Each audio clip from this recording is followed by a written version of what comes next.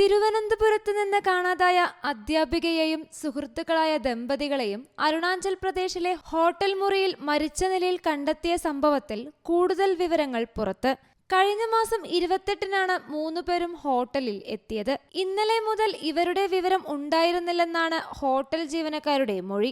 വാതിൽ പൊളിച്ച് അകത്ത് കയറിയപ്പോഴാണ് മൂവരെയും മരിച്ച നിലയിൽ കണ്ടെത്തിയത്. ഹോട്ടൽ മുറിയിൽ നിന്നും തെളിവ് ശേഖരണം പൂർത്തിയാക്കി. എല്ലാ വശങ്ങളും പരിശോധിച്ചു വരികയാണെന്ന് അരുണാചൽ പോലീസ് അറിയിച്ചു. നവീനെ കേന്ദ്രീകരിച്ച് പോലീസ് അന്വേഷണം നടക്കുന്നുണ്ട്. യാത്രയ്ക്ക് അരുണാചൽ പ്രദേശിലെ ഇറ്റാനഗർ എന്തിനു തെരഞ്ഞെടുത്തു എന്നത് വ്യക്തമായിട്ടില്ല. കഴിഞ്ഞ മാസം 17-ന് കോട്ടയത്തെ വീട്ടിൽ നിന്ന് ഇറങ്ങിയ നവീനും ഭാര്യ ദേവിയും 10 ദിവസം എവിടെയായിരുന്നുവെന്നും അന്വേഷിക്കുന്നുണ്ട്. മാർച്ച് 27-നാണ് ആര്യയെ തിരുവനന്തപുരത്ത് നിന്ന് കാണാതായത്. ഇവർ മൂവരും ഒരുമിച്ചാണ് ഗുവാഹത്തിയിലേക്ക് വിമാനത്തിൽ കയറിയത്. കോട്ടയം സ്വദേശികളായ നവീൻ, ഭാര്യ ദേവി, ദേവിയുടെ സുഹൃത്ത് ആര്യ എന്നിവരെയാണ് അരുണാചൽ പ്രദേശിലെ ഹോട്ടൽ മുറിയിൽ മരിച്ച നിലയിൽ കണ്ടെത്തിയത്.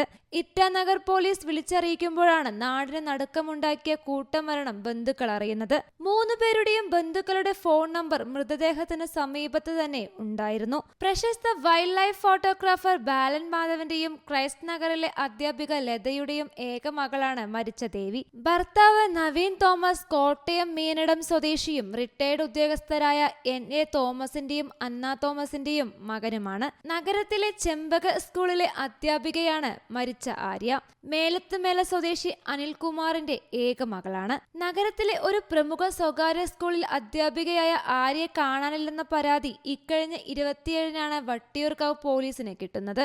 തുടർന്ന് നടത്തിയ അന്വേഷണത്തിലാണ് ഞെട്ടിക്കുന്ന സംഭവങ്ങളുടെ ചുരുളഴിഞ്ഞത്.